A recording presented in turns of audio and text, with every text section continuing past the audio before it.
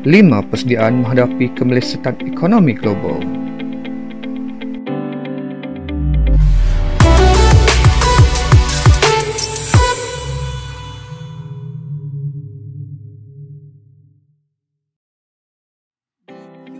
Pengarah Urusan International Monetary Fund (IMF), Kristalina Georgieva telah mengisytiharkan bahawa dunia sedang berada dalam kemelesetan ekonomi global. Ini merupakan susulan daripada pandemik COVID-19 yang menyebabkan berlakunya situasi darurat dan syarikat tidak boleh beroperasi seperti biasa dalam usaha untuk membendung COVID-19 dari terus merebak. Menurut IMF lagi, bilangan negara yang telah meminta bantuan pinjaman kecemasan dari IMF telah meningkat. Negara-negara ini sudah pasti mengalami tekanan untuk membelanjakan wang untuk mengelakkan kemelesetan ekonomi yang lebih teruk. Jom kita tengok 5 perkara yang kita boleh lakukan untuk membantu kita mengharungi kemelesetan ekonomi global ini. Pertama, cash is king. Ketika situasi kemelesetan ekonomi, kita harus bersedia dengan simpanan kecemasan selama 3 hingga 6 bulan. Ini kerana kita akan berhadapan dengan kemungkinan diberhentikan kerja. Selain daripada itu, sudah pasti peluang pekerjaan baru akan semakin berkurang. Penganggur akan berhadapan dengan situasi sukar untuk mencari kerja. Simpanan kecemasan sangat diperlukan sekiranya kita diberhentikan kerja untuk mendampung kos keperluan harian. Pada saat ini, aset kita dalam bentuk wang ringgit adalah lebih berguna daripada rumah yang akan mengambil masa untuk dicairkan menjadi wang. Kedua, terus berbelanja. Situasi kemelesetan ekonomi ini bermakna peniaga-peniaga kecil akan berkurang punca pendapatan kerana pengguna semakin berhati-hati dalam membuat pembelian. Berbelanjalah secara berhemah supaya peniaga-peniaga mendapat untung dan mampu menjana ekonomi negara. Pakej rangsangan ekonomi yang telah diumumkan oleh Perdana Menteri bertujuan untuk meningkatkan ekonomi setempat di negara kita. Gunakan duit yang ada untuk berbelanja di kedai-kedai runcit, restoran dan penjajah tepi jalan.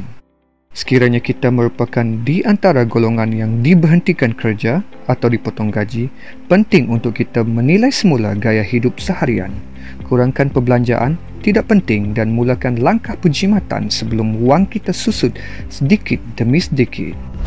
Ketiga, selesaikan hutang, kad kredit dan pinjaman peribadi. Hutang kad kredit dan pinjaman peribadi merupakan hutang dengan kadar faedah yang sangat tinggi.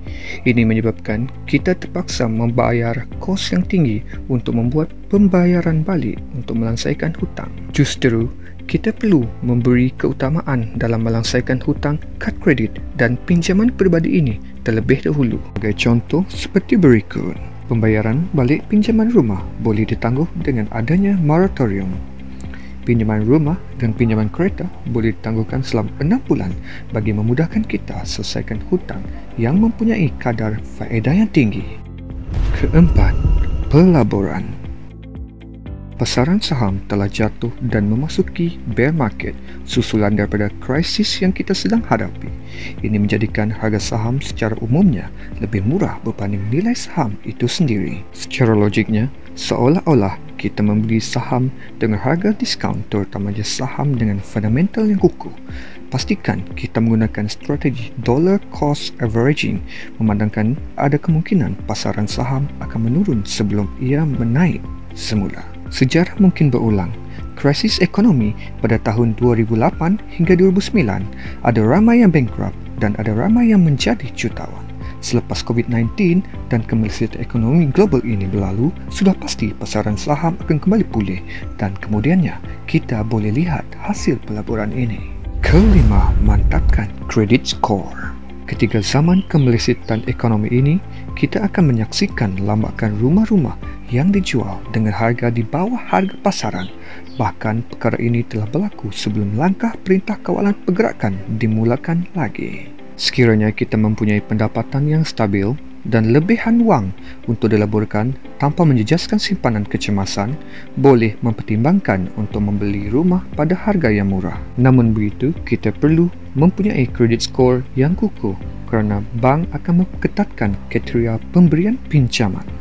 Begitulah 5 kesetiaan menghadapi kemelesetan ekonomi global. Jangan lupa like, comment, share dan subscribe video ini. See you in the next video.